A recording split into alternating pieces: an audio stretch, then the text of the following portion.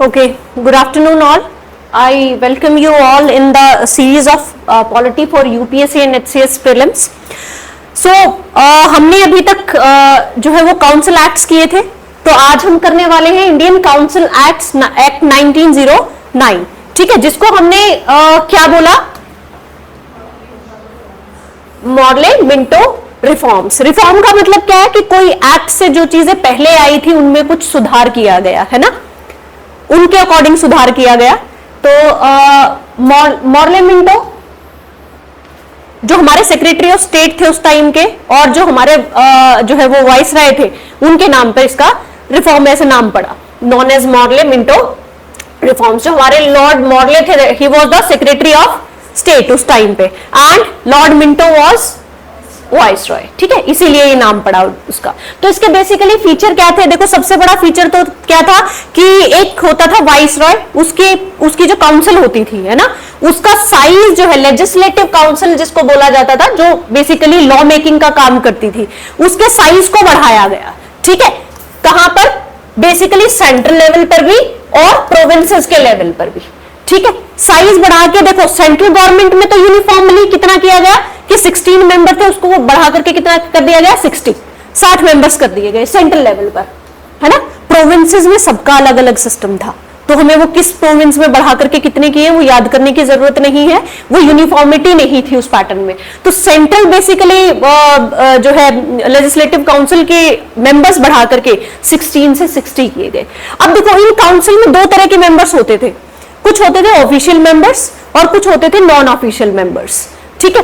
तो अब ये कह रहा है कि जो ऑफिशियल मेंबर्स थे ना, उनकी मेजॉरिटी रखी गई सेंट्रल लेवल पर प्रोविंसेस लेवल पर नॉन ऑफिशियल भी मेजॉरिटी में हो सकते थे, ठीक है। तो बेसिकली ये तो था साइज को लेकर के।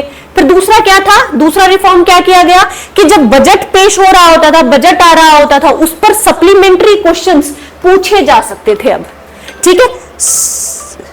सप्लीमेंट्री क्वेश्चन पूछे जाने का क्या मतलब है कि उससे उसके जो है बजट आया और उसको लेकर के आपके कुछ क्वेश्चंस थे, they could have been asked now, ठीक है। उससे पहले ये नहीं था कि बजट आया तो आ गया, उस पर सप्लीमेंट्री या किसी तरह के क्वेश्चंस नहीं पूछे जा सकते थे। नाउ अब इंडियंस को एसोसिएट किया जाने लगा, कहां पर, इन काउंसिल्स में, ठीक है। पहली बार वाइस रॉय और गवर्नर की काउंसिल में Satyendra Prasad Sinha was the first Indian जिन्होंने वाइस रॉय की एग्जीक्यूटिव काउंसिल को ज्वाइन किया, ठीक है। Just give me 1 second, this is important.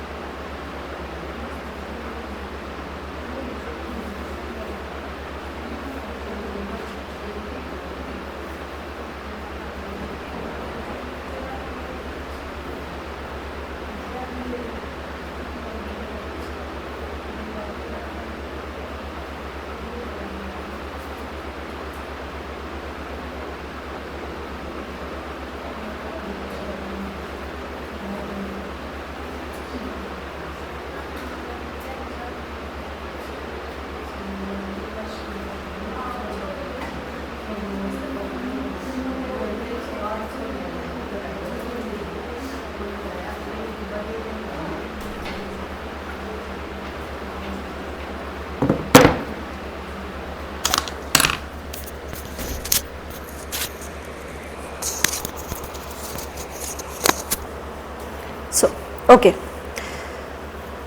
So the second thing कि इंडियन का एसोसिएशन होने लगा इन लेजिस्लेटिव काउंसिल्स के साथ. Who was the first one? Satyendra Prasad Sinha. उनको एज ए लॉ मेंबर जो है वो एसोसिएट किया गया. बेसिकली क्या होते थे, उनको पोर्टफोलियोज असाइन होते थे कि आप इस पर्टिकुलर डिपार्टमेंट के जो है वो मेंबर हैं, आप इसके मेंबर हैं. तो जो सत्येंद्र प्रसाद सिन्हा जी थे उनको एज ए लॉ मेंबर जो है वो अपॉइंट किया गया. Then another two were K G Gupta and Syed Hussain Bilgrami. इनको क्या है, सेक्रेटरी ऑफ स्टेट की इंडियन काउंसिल का हिस्सा बनाया गया. ठीक है. After that basically separate electorate नाम का एक एलिमेंट लाया गया. What was separate electorate? देखो, अगर एक स्टेट है, उसकी पॉपुलेशन मैं इमेजिन कर लेती हूं इट्स 10. ठीक है, किसी भी स्टेट में 10 लोग रहते हैं. इनमें से 7 लोग जो है वो फॉर एग्जाम्पल मुस्लिम कम्युनिटी से हैं एंड 3 आर फ्रॉम हिंदू और एनी अदर रिलीजियस कम्युनिटी. तो ये कह रहे हैं कि मुस्लिम्स को जो है सेपरेट इलेक्टोरेट दिया गया. इसमें सेपरेट इलेक्टोरेट का क्या मतलब है कि अब इस स्टेट में इलेक्शन लड़ने का राइट भी इस मुस्लिम के पास है, इनमें से किसी के पास, और वोटिंग भी सिर्फ ये लोग करेंगे. ठीक है, ये 3 लोग ना तो इलेक्शन में पार्टिसिपेट करेंगे, एज ए कैंडिडेट खड़े होंगे, और ना ही वोटिंग का हिस्सा होंगे. ठीक है, तो ये बेसिकली मतलब होता है सेपरेट इलेक्टोरेट का कि सेम कम्युनिटी से इंसान इलेक्शन लड़ेगा और सेम लोग ही उसको वोटिंग देंगे. अभी हमारे पास सीट रिजर्व होने वाला तो सिस्टम है ना कि कम्युनिटी के लिए, एक पर्टिकुलर कम्युनिटी एससी एसटी या वुमेन के लिए जो रिजर्वेशन होगा, और उसके बाद जो है वो वोटिंग तो पर हम सब करते हैं ना. यहां ऐसा नहीं होता. यहां उस जो है बेसिकली उसी कम्युनिटी के लोग इलेक्ट करते हैं, उसी कम्युनिटी के मेंबर को. ठीक है. तो इसने बेसिकली इस एक्ट में क्या किया, लीगलाइज कर दिया किसको, कम्युनलिज्म को, है ना. जो रिलीजन को लेकर के जो कम्युनलिज्म था, जो फैक्टर था, उसको लीगलाइज कर दिया, कानून की फॉर्म दे दी. ठीक है, इसीलिए लॉर्ड मिंटो को कहा जाता है फादर ऑफ कम्युनल इलेक्टोरेट.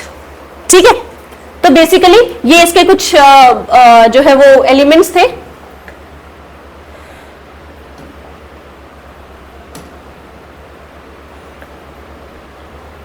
अब हम बात करते हैं गवर्नमेंट ऑफ इंडिया एक्ट 1919 की. ठीक है, अब ये सेम हम बात करते हैं कि इनको मॉन्टेग्यू चेम्सफोर्ड रिफॉर्म्स भी कहा गया. ठीक है, अब जब आप मॉडर्न हिस्ट्री पढ़ोगे ना, तब आप इनके पीछे की स्टोरी भी पढ़ोगे कि जब 1909 आया तो बेसिकली देश में क्या चल रहा था. आप देखोगे कि 1906 में मुस्लिम लीग बनी थी, है ना. तो ये सारे फैक्टर भी, इन सारी चीजों को, तो उनको अपीज करने के लिए क्या आया, जो है ये मुस्लिम इलेक्टोरेट, सेपरेट इलेक्टोरेट दिया गया मुस्लिम्स को. तो मॉडर्न हिस्ट्री में आप पीछे के इवेंट पढ़ोगे सारे. अभी फिजिबल नहीं है कि हर एक्ट के पीछे की मैं फिर तुम्हें मॉडर्न हिस्ट्री वाली स्टोरी बताऊं. तो आप जब रिलेट कर पाओगे कि इन जो एलिमेंट्स का आने का रीजन क्या था बेसिकली. ठीक है, फिर आता है government of India act 1909, exactly आपके 10 साल के बाद. ठीक है, तो इसको कहा गया मॉन्टेग्यू चेम्सफोर्ड रिफॉर्म. मॉन्टेग्यू कौन थे? हाँ, secretary of state. Lord Chelmsford कौन थे उस टाइम के? वाइसरॉय. उन्हीं के नाम पर बेसिकली इसका नाम पड़ा मॉन्टेग्यू चेम्सफोर्ड रिफॉर्म. इसने सबसे पहला काम क्या किया कि जो सेंटर का कंट्रोल था ना प्रोविंसेस के ऊपर, उसको थोड़ा सा रिलैक्स कर दिया. ठीक है, रिलैक्स कैसे कर दिया कि सारे सब्जेक्ट्स को बेसिकली डिमार्केट कर दिया कि इन सब्जेक्ट्स पर तो कानून बनाने का राइट प्रोविंसेस का है, और इनके ऊपर कानून कौन बनाएगा? सेंटर बनाएगा. ठीक है, तो जब सब्जेक्ट सबको पता चल जाए तो एक दूसरे के काम में इंटरफेयर नहीं होता ना, कि फॉर एग्जांपल कम्युनिकेशन, डिफेंस और इन सारे सब्जेक्ट्स पर तो सेंटर रूल बनाएगा, बाकी के सब्जेक्ट्स पर स्टेट या प्रोविंसेस बना सकते हैं, है ना. तो बेसिकली क्या किया, सेंटर का जो कंट्रोल था कंप्लीटली हर सब्जेक्ट पर बेसिकली रूल बनाने का, वो रिलैक्स हो गया. प्रोविंसेस को थोड़ी सी ऑटोनॉमी मिली कि सेंट्रल जो बेसिकली सब्जेक्ट्स थे like foreign affair, defence, communication, ठीक है, इस टाइप के जो सब्जेक्ट्स थे इनके ऊपर सेंट्रल लॉ बनने लगे और प्रोविंसेस को थोड़ी सी ऑटोनॉमी मिलने लगी. ठीक है, फिर बात करते हैं कि जो रेजिड्यूरी सब्जेक्ट्स थे उनका क्या हुआ. रेजिड्यूरी का मतलब कि ना तो वो सेंटर की लिस्ट में थे, ना वो प्रोविंसेस की लिस्ट में थे. तो फिर उनका क्या हुआ, उनको रख दिया गया सेंट्रल सब्जेक्ट की कैटेगरी में. ठीक है, तो इन पर सेंटर के लॉ लगने लगे. आफ्टर दैट प्रोविंसेस में आने लगी dyarchy.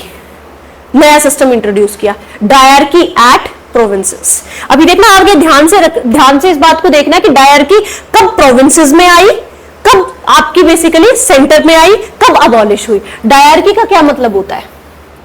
The word dyarchy, UPSC ने पूछा है।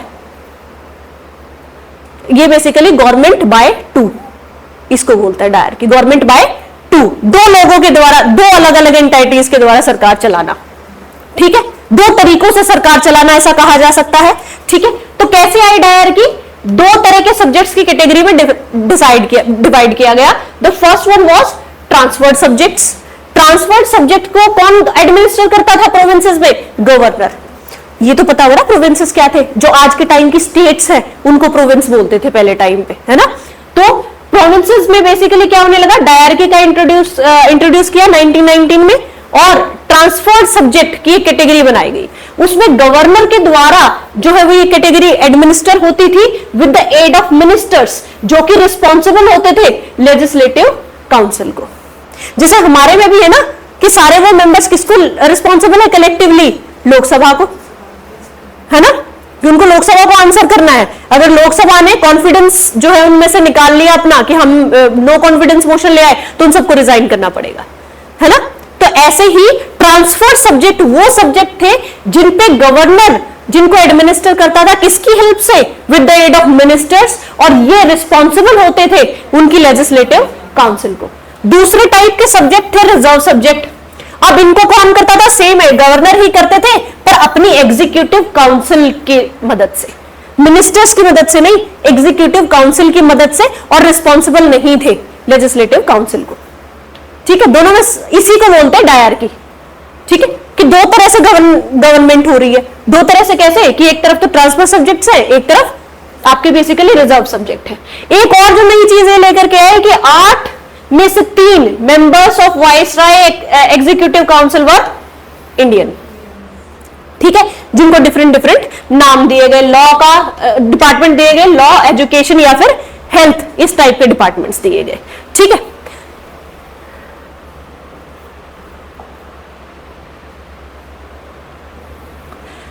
अब एक चीज और, बायकैमरलिज्म इंट्रोड्यूस किया गया। What is bicameralism? दो हाउसेस, है ना, ये अलग अलग शब्द हैं, डायरकी, बायकैमरलिज्म, है ना। तो इसमें क्या किया गया कि दो बेसिकली हाउसेस बनाए गए। डायरेक्ट इलेक्शन का एलिमेंट आया। आपसे पूछा जाए पहली बार डायरेक्ट इलेक्शन किस एक्ट के थ्रू आया? गवर्नमेंट ऑफ इंडिया एक्ट 1919 के थ्रू आया, है ना। अब डायरेक्टली इलेक्ट होने लगे, तो जो इंडियन लेजिस्लेटिव काउंसिल थी ना सेंटर में, वो दो हाउसेस में डिवाइड कर दी गई। दो हाउसेस कौन से? इंडियन लेजिस्लेटिव काउंसिल को कहा जाने लगा अपर हाउस। ठीक है, upper house council of states, जो 5 साल के लिए बनती थी। ठीक है, after that lower house legislative assembly, जो 3 साल के लिए बनती थी। ठीक है, और यहां पर लोग जो है डायरेक्टली इलेक्ट होकर के अब जाने लगे। अब ये बात करते हैं कि ये जो सेपरेट इलेक्टोरेट कब आया था? 1909 में आया था ना, और किसको दिया था? मुस्लिम्स को। इसने कहा कि ये मुस्लिम्स को नहीं, सिक्स क्रिश्चियंस, एंग्लो इंडियन और यूरोपियन को भी दिया जाएगा, कि सेम जब मुस्लिम के साथ की वही कम्युनिटी से इलेक्शन लड़ रहे हैं और वही वोटिंग कर रहे हैं, ये एलिमेंट अब इन कम्युनिटीज के साथ भी ऑफर किया जाएगा। फ्रेंचाइज दी, फ्रेंचाइज का मतलब वोट करने का राइट। ठीक है, अभी किसको है वोट करने का राइट? जो भी 18 साल से ऊपर हर कोई वोट कर सकता है ना। तो बेसिकली पर उस टाइम पे क्या था कि लिमिटेड फ्रेंचाइज दी। लिमिटेड का मतलब क्या है? On the basis of property, tax और आपके एजुकेशन लेवल के आधार पर आपको वोट डालने का अधिकार मिला था। ठीक है, देन एक नया ऑफिस क्रिएट किया गया, high commission for India in London. नया ऑफिस बनाया, जो सेक्रेटरी ऑफ स्टेट के पास कुछ फंक्शंस थे उनमें से कुछ इस ऑफिस को ट्रांसफर कर दिए गए। ठीक है, तो बेसिकली एक और नई चीज आई जो सेंट्रल पब्लिक सर्विस कमीशन है, जिसको आज हम यूपीएससी कहते हैं, दैट गॉट एस्टैब्लिश्ड इन 1926। ठीक है, सेपरेट बजट आने लगा किस किस के लिए? प्रोविंसेस के लिए और सेंट्रल गवर्नमेंट के लिए। पहली बार ऐसा हुआ कि सेपरेट बजट आया, कि प्रोविंसेस के बजट अब अलग होंगे और सेंटर के बजट अलग होंगे। अभी भी ऐसे ही होता है ना कि हर स्टेट गवर्नमेंट का बजट अलग आता है और यूनियन बजट एक बार अलग आता है। Then appointments of statutory commission after 10 years. इसने कहा कि कमीशन बनाया जाएगा 10 साल के बाद, ये देखने के लिए कि ये सब कैसा फंक्शन हो रहा है, कैसा काम चल रहा है। ठीक है, जिसका नाम क्या रखा गया, हाँ 1927 में, ठीक है। उसके साथ क्या इशू था, एग्जैक्टली है ना, ये जो साइमन कमीशन था that got mandated by government of India act 1990, इसी में तो बोला था कि कमीशन स्टैब्लिश करेंगे, ठीक है, to report on the condition under government of India act 1919 कि कैसा सब चल रहा है गवर्नमेंट ऑफ इंडिया एक्ट के अकॉर्डिंग, ठीक है। 7 मेंबर का एक कमीशन था ये, उसमें एक भी इंडियन नहीं था, इसीलिए इसको बायकॉट कर दिया गया सभी पॉलिटिकल पार्टीज के द्वारा, ठीक है। अब बात करते हैं इसने क्या क्या रिकमेंडेशन दी, ये कमीशन आया इसने क्या क्या रिकमेंडेशन दी। पहली रिकमेंडेशन दी कि डायरकी को अबॉलिश करो। डायरकी बेसिकली क्या है, लार्जली एक अनसक्सेसफुल एक्सपेरिमेंट ही रहा है इंडियन हिस्ट्री का, है ना। तो अब ये कह रहा है कि डायरकी को अबॉलिश करो। कहां आई थी डायरकी, प्रोविंसेस में आई थी ना, तो कह रहा है कि खत्म करो, जो हमने जो इवेल्युएशन की है अभी तक इसके हिसाब से इसको खत्म करो, एक फेडरेशन की स्थापना करो। फेडरेशन का मतलब क्या होता है, एक जो है सेंट्रल गवर्नमेंट है और कुछ स्टेट गवर्नमेंट है जिनके पास पावर है, ठीक है, तो पावर को डिवाइड करो स्टेट्स के बीच में, फेडरेशन बनाओ। Then continuation of communal electorate, कि ये जो कम्युनल इलेक्टोरेट हमने 1909 से स्टार्ट किया था, पहले मुस्लिम्स को, फिर यूरोपियन, एंग्लो इंडियन, इन सबको 6 को, अब इसको कंटिन्यू करो। देन रिस्पॉन्सिबल गवर्नमेंट लेकर के आओ। तो ये 4 बातें इन्होंने एडवाइस की साइमन कमीशन ने। रिस्पॉन्सिबल गवर्नमेंट का मतलब क्या है, जो इस देश के लोगों के लिए रिस्पॉन्सिबल हो, है ना।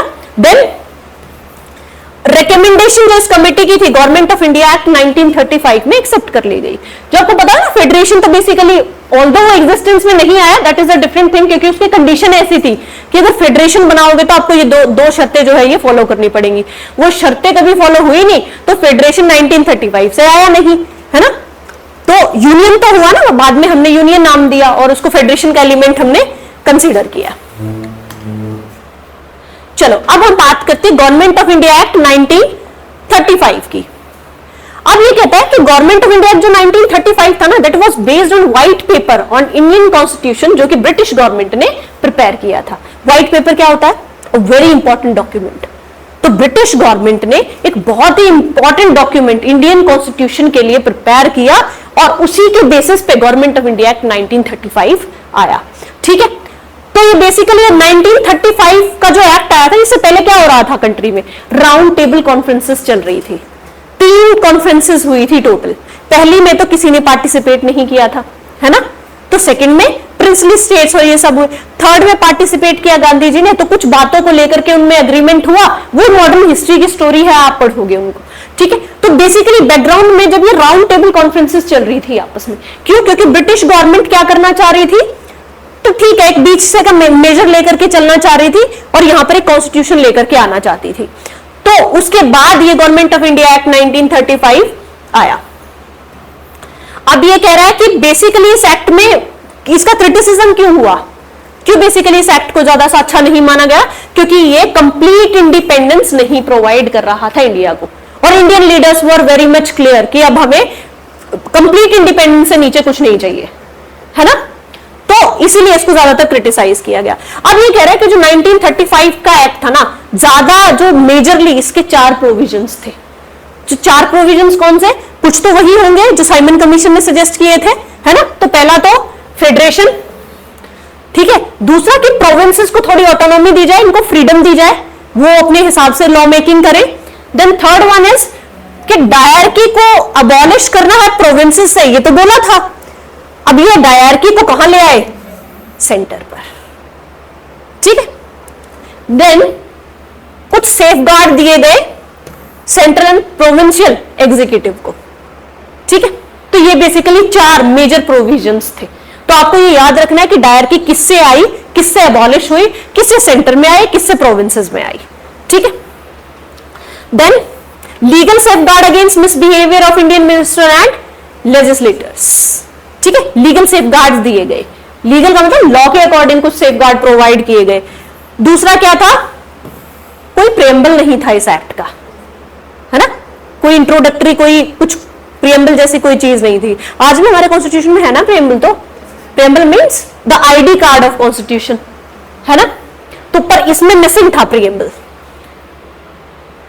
आफ्टर दैट तो हम चारों पर एक बार मोटी मोटी सा देख लेते हैं कि क्या बेसिकली आया। सबसे पहला तो ये कह रहा है कि प्रोविंशियल पार्ट पर कुछ चेंजेस लाए ये लोग, मतलब स्टेट्स के तौर पर कुछ चेंजेस आए थे।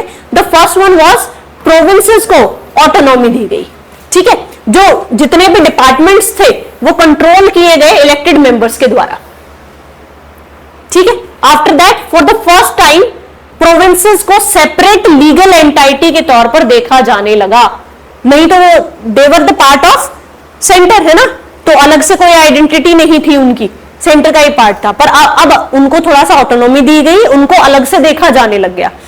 देन सेक्रेटरी ऑफ स्टेट जो थे और जो बेसिकली गवर्नमेंट ऑफ इंडिया थी उसका जो कंट्रोल था इनके ऊपर से थोड़ा सा लूज किया गया, क्योंकि एक स्पेसिफिक पर्पस के लिए ठीक है आपकी सलाह और आपकी डायरेक्शन ले ली जाएगी, बट लार्जली इनको इंडिपेंडेंट और बेसिकली ऑटोनोमस रहने दो। डायरेक्टली बेसिकली जो प्रोविंसेस थे पावर अथॉरिटी अब उनको किससे मिलने लगी, ब्रिटिश क्राउन से, ठीक है। देन डायरकी प्रोविंसेस भी खत्म कर दी गई और डायरकी को क्या कहा गया, प्रोविंशियल ऑटोनॉमी की। इसको डायरकी को अबॉलिश करो, हम तो प्रोविंसेस को ऑटोनॉमी देना चाहते हैं। बेसिकली रिजर्व और ट्रांसफर सब्जेक्ट अबॉलिश कर दिए गए, जो मैंने बताया ना डायरकी का मतलब ही था गवर्नमेंट बाय टू टाइप, दो तरह से करना गवर्नमेंट को, एक रिजर्व सब्जेक्ट के थ्रू और एक ट्रांसफर सब्जेक्ट के थ्रू। देन इसमें अबॉलिश कर लिया और पूरी रिस्पॉन्सिबल गवर्नमेंट जो है वो एस्टैब्लिश की। ये कब तक चला इनका ये मामला डायरकी को अबॉलिश करने वाला, 1937 से लेकर के 39 तक, दैट्स इट, ठीक है, कंटिन्यूस नहीं चला, है ना। तो आफ्टर दैट बाइकैमरलिज्म लेकर के आए, कहां, प्रोविंसेस में। पहले बाइकैमरलिज्म किस में आया था, पिछले एक्ट में, हाँ सेंटर में आया था ना, कि वो अपर हाउस लोअर हाउस बनने लग गया। तो अब ये बेसिकली क्या है, 11 में से 6 प्रोविंसेस में ये जो है बाइकैमरलिज्म लिया है। बाइकैमरलिज्म का मतलब 2 हाउसेस, तो कहां कहां, Bengal, Madras, Bombay, united province, Bihar and Assam, ये याद कर लेना, ठीक है। तो 6 जो है 11 में से 6 प्रोविंसेस में बाइकैमरलिज्म का इंट्रोडक्शन हुआ, है ना, कि एक लेजिस्लेटिव असेंबली बन गई, एक लेजिस्लेटिव काउंसिल बन गई। अभी भी तो 6 में ही है, हमारी 6 स्टेट्स में ही तो है। Then creation of new provinces, कौन से 2 प्रोविंस में बने, Sindh and Orissa, and Burma को इंडिया से सेपरेट, बर्मा क्या था, जो अभी का म्यांमार है ना, इसको सेपरेट किया गया इंडिया से, ठीक है। ये फैक्ट याद रखने हैं आपको। अब ये कह रहा है कि फ्रेंचाइज पहले किसके आधार पर थी, लार्जली आपकी प्रॉपर्टी, जो टैक्स आपने दिया है या आपके एजुकेशन लेवल क्या है उसके हिसाब से आप वोटिंग कर सकते थे। अब बेसिकली प्रॉपर्टी से तो रहा अटैच्ड है कि आपकी प्रॉपर्टी कितनी, उस हिसाब से आपको वोट देने का राइट है, बट ये जो उसको थोड़ा सा नीचे ले आए उस क्राइटेरिया को, तो लगभग 10% पॉपुलेशन को वोटिंग राइट मिल गए हमारी, ठीक है। देन अब ये गवर्नर को दी एक स्पेशल पावर इस एक्ट के थ्रू, कौन से एक्ट के थ्रू, 1935 के एक्ट के थ्रू। तभी मैं कह रही हूं कि गवर्नमेंट ऑफ इंडिया का भी जो कॉन्स्टिट्यूशन है that is largely based on 1935। तो आप देखोगे आज के सारे फीचर्स है इसमें। देन पावर दी गवर्नर को क्या, ऑर्डिनेंसेस और इनेक्ट गवर्नर्स एक्ट, आज भी तो है ना, 213 आर्टिकल है जिसके तहत president and governor can issue ordinances, जब हाउसेस जो है वो सेशन में नहीं होते तो ऑर्डिनेंस इशू कर सकते हैं। ये 1935 से ही लिया। आफ्टर दैट जो फेडरल पार्ट में क्या क्या चेंजेस लेकर के आए, एक all India federation as suggested by Simon commission, ठीक है। ऑल्दो ये कभी पिक्चर में आया ही नहीं, क्यों, क्योंकि इसको लेकर के, फेडरेशन को लेकर के 2 कंडीशन इन्होंने रखी थी, ठीक है, और वो शर्तें ऐसी थी कि वो क्वालिफाई ही नहीं हुई। तो ये फेडरेशन इन्होंने इसमें बताया तो कि फेडरेशन बना लो, पर वो फेडरेशन एक्चुअली बन नहीं पाया, ठीक है। तो ये कहता है कि एक ऑल इंडिया फेडरेशन का प्रपोजल दिया इन्होंने, it was to comprise provinces, Indian states with federal, central and provincial legislature, ठीक है। तो अब ये कह रहा है कि स्टेट्स के लिए वॉलेंट्री था इस फेडरेशन का हिस्सा बनना, ठीक है। वो भी कब, जब आप 2 शर्तें क्वालिफाई कर जाओगे। पहली शर्त क्या थी कि states entitled to at least half of the seats, जो स्टेट को अलॉट हो रखी है उनमें से half of the state seat होनी चाहिए। Proposed council of state should agree to join the federation, कि वो आधी सीट वो पहले तो अग्री करे, दूसरी शर्त क्या रखी गई थी कि जो पॉपुलेशन जो है वो स्टेट की कितनी होनी चाहिए, इस कैटेगरी की एटलीस्ट 50% ऑफ टोटल पॉपुलेशन होनी चाहिए। तो ये शर्त क्वालिफाई नहीं हुई और फेडरेशन नहीं बना। ठीक है, after that dyarchy I centre में, एज जैसा उन्होंने बताया था। तो पहला क्या था, सेंटर में आ गए रिजर्व डिपार्टमेंट्स जो गवर्नर जनरल के अंडर आए और जो बेसिकली रिस्पॉन्सिबल गवर्नमेंट थी इनमें। फिर ट्रांसफर सब्जेक्ट जो थे administered by governor general on the advice of minister answerable to legislature. ठीक है, आफ्टर दैट बायकैमरलिज्म आया।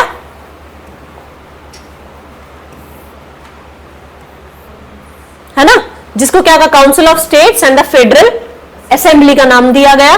Both the houses has representation from British India as well as princely states. ठीक है, और जो प्रिंसली स्टेट्स की जो बेसिकली वेटेज थी कि प्रिंसली स्टेट से कितने जाएंगे, दैट वाज बेसिकली प्रोपोर्शनेट थी। ठीक है, क्योंकि basically that was to check nationalist response.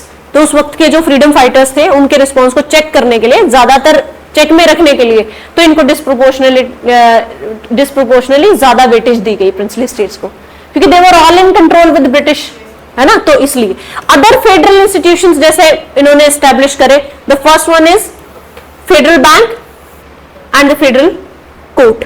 Federal bank जिसको आज हम आरबीआई कहते हैं, है ना, that got establish from government of India act 1935। ठीक है, और फेडरल कोर्ट जिसको आज हम सुप्रीम कोर्ट कहते हैं। ठीक है, अब ये जो सेपरेट इलेक्टोरेट वाला जो एलिमेंट था उसको और एक्सटेंड किया गया। पहले किसको दिया गया 1909 में, मुस्लिम्स को। 1919 में हाँ, जो बेसिकली आपके एंग्लो इंडियंस थे, यूरोपियंस थे। अब 1935 में किस किस को दिया गया, इंक्लूड कर लिया गया वुमेन को, डिप्रेस्ड क्लास को और लेबर क्लास को। ठीक है, तो basically federal bank, federal court और बेसिकली फेडरल रेलवे अथॉरिटी वो भी बेसिकली बनकर के आई। इंडियन काउंसिल जो 1858 के एक्ट से बनी थी। इंडियन काउंसिल मतलब जो बेसिकली सेक्रेटरी ऑफ स्टेट को असिस्ट कर रही थी, उसको अबॉलिश कर दिया, उसको खत्म कर दिया। अब सेक्रेटरी ऑफ स्टेट की हेल्प कौन करेगा, टीम ऑफ एडवाइजर। मैंने नाम बताया था ना, सत्येंद्र प्रसाद सिन्हा, तो जो बेसिकली गवर्नर जनरल उनकी वायसराय की काउंसिल में बने, सेक्रेटरी ऑफ स्टेट की काउंसिल में वो दो जो है इंडियंस को इंट्रोड्यूस किया गया। अब उस टीम को ही खत्म कर दिया गया। अब उसकी जगह सेक्रेटरी ऑफ स्टेट को सिर्फ एडवाइजर्स मिले जो उनको एडवाइस करेंगे, है ना। गवर्नर जनरल वायसराय के साथ इट इज सेम, वो काउंसिल है अभी भी, सेक्रेटरी ऑफ स्टेट की एबॉलिश करी है सिर्फ। जवाहरलाल नेहरू ने इस एक्ट पर कमेंट किया था, we are provided with a car, all brakes and no engine. ये चली नहीं रही, ब्रेक ही तो है, इंजन है ही नहीं, तो मतलब व्हाट ये करेगी क्या। ठीक है, तो ये बेसिकली इसके फीचर्स थे। अब आता है गवर्नमेंट ऑफ इंडिया एक्ट 1947। 20 फरवरी 1947 को क्लेमेंट एटली जो ब्रिटिश प्राइम मिनिस्टर थे, उन्होंने एक अनाउंसमेंट करी कि हम जो है बेसिकली इंडिया को फ्री कर देंगे बाय जून 30। ठीक है, जून 30 तक 1948, ये दिस इज द डेडलाइन, हम इंडिया को फ्री कर देंगे। ठीक है, तो आफ्टर दैट इस प्लान 1947 का एक प्लान आया जिसको क्या कहा जाता है, पार्टीशन प्लान भी कहा जाता है, 3 जून 1947 का प्लान भी कहा जाता है एंड माउंटबेटन प्लान भी कहा जाता है। इन तीनों नामों से इसको पुकारा जाता है। अब इसमें क्या है, उन्होंने ये तो कह दिया कि हम इंडिया को फ्री कर देंगे, अब मतलब at last 30 June 1948 will be the last day, हम उससे पहले विड्रॉ कर लेंगे। ठीक है, तो अब ये कह रहा है कि ऐसा क्या प्लान था, प्लान था पार्टीशन का, कि देखो हमने जो इंडियन डोमिनियन बोला है या इंडियन जो इंडिया कंट्री बोला है ऐसे, तो बेसिकली पाकिस्तान और इंडिया की फ्रीडम है कि वो इसको ज्वाइन करना चाहे, इकट्ठा रहना चाहे या अलग अलग रहना चाहे। ठीक है, तो बेसिकली मुस्लिम लीग तो चाहती ये थी, so that plan got implemented, फटाक से एक्सेप्ट कर लिया गया मुस्लिम लीग के द्वारा। तो इन्होंने क्या कहा कि प्लान ऑफ पार्टीशन इसको कहा, और इंडिया और पाकिस्तान नाम के 2 देश बना दिए गए। ठीक है, तो अब ये कहना चाहता है कि दोनों के पास ना फ्रीडम है, आप चाहो तो ब्रिटिश कॉमनवेल्थ के साथ रह सकते हो या इससे अलग रह सकते हो, ठीक है। देन क्या है ब्रिटिश कॉमनवेल्थ? ये बेसिकली ग्रुप ऑफ नेशन है जो पहले ब्रिटिशर्स की कॉलोनी रही है, ठीक है, शेयर्ड हिस्ट्री रही है जिनकी। Abolition of viceroy office, viceroy के ऑफिस को, आया कब था वाइसरॉय का ऑफिस? हाँ, ठीक है, तो उसको अबॉलिश कर दिया गया। अब इन्होंने क्या किया कि दोनों देशों के अलग अलग गवर्नर जनरल होंगे, ठीक है। पाकिस्तान के कौन थे? किसको बनाया गया गवर्नर जनरल? जिन्ना को, है ना। और इंडिया के उन्होंने कहा कि जी हम तो माउंटबेटन को ही एक्सेप्ट कर लेते हैं अपना गवर्नर जनरल, ठीक है। जो बेसिकली अपॉइंट किए जाएंगे गवर्नर जनरल किसके द्वारा? ब्रिटिश किंग अपॉइंट करेगा on the advice of dominion cabinet, ठीक है। इंटरिम गवर्नमेंट बनेगी, कैबिनेट बनेगी, वो ब्रिटिश किंग को सजेस्ट करेगी जी हमारा गवर्नर जनरल किसको बना दो। तो पाकिस्तान की जो इंटरिम कैबिनेट थी उन्होंने सजेस्ट कर दिया कि मोहम्मद अली जिन्ना को हमारा गवर्नर जनरल बना दो।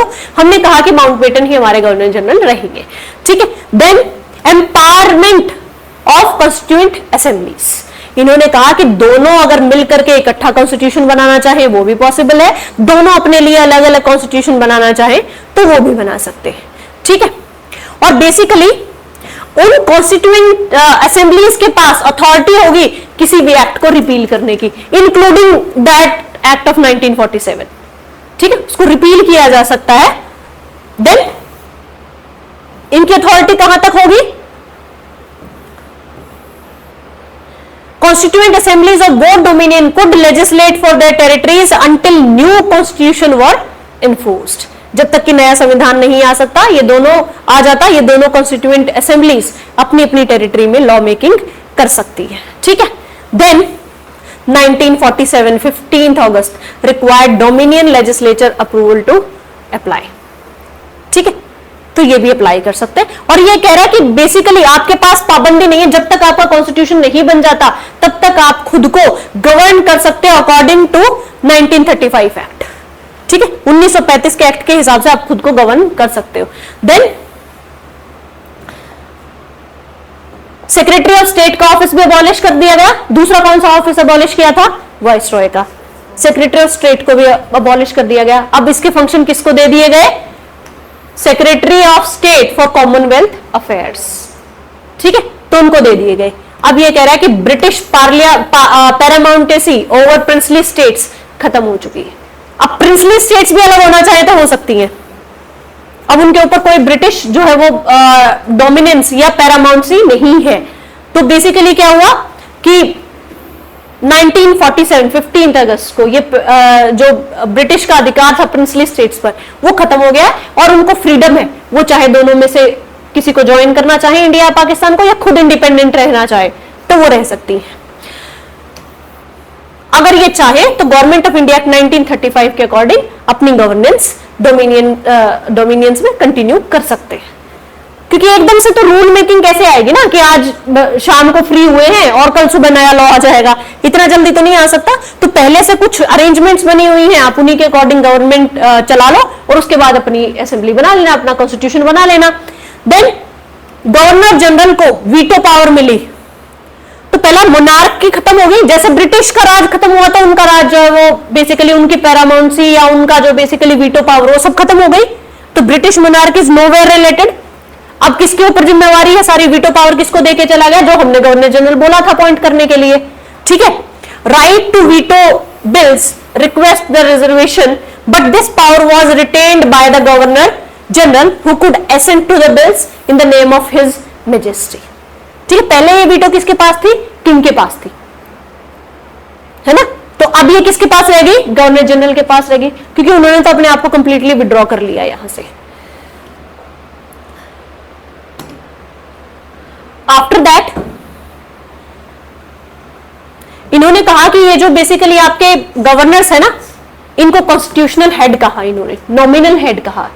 After that emperor of India, ये टाइटल वहां के किंग से रिमूव कर दिया गया, ठीक है, कि अब आप आगे से एम्परर ऑफ इंडिया नहीं है, है ना। तो वो क्या करते थे? वो टाइटल लेते थे, जिस कंट्री का बेसिकली वो कॉलोनी बनाते थे उसका एम्परर का टाइटल ले लेते थे, एम्परर ऑफ इंडिया कहलाते थे वो। तो उन्होंने कहा कि अब नहीं। रॉयल टाइटल जो है वहां से हटा दिया गया। Discontinuation of civil services appointment, अब अपॉइंटमेंट वहां से नहीं होगी।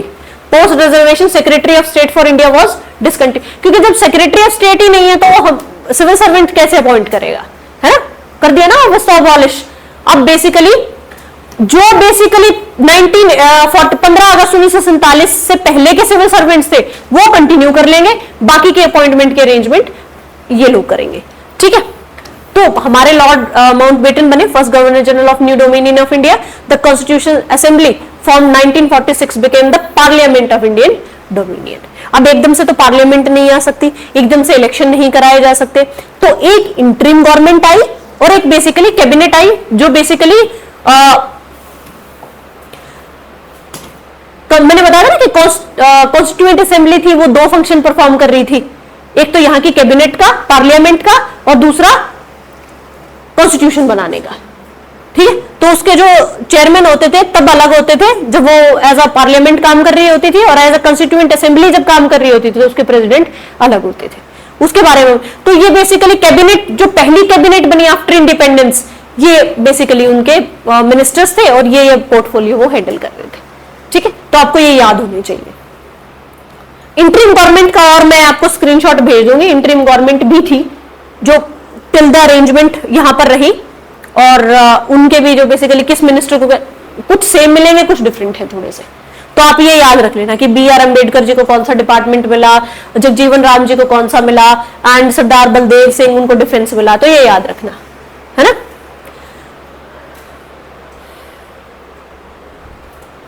चलो, so that was all for today. कल से मतलब नेक्स्ट लेक्चर से we will start with constituent assembly, ठीक है। कॉन्स्टिट्यूएंट असेंबली कब एग्जिस्टेंस में आई, कैसे कैसे बेसिकली उन्होंने कॉन्स्टिट्यूशन को फ्रेम किया, ठीक है। चलो, थैंक यू।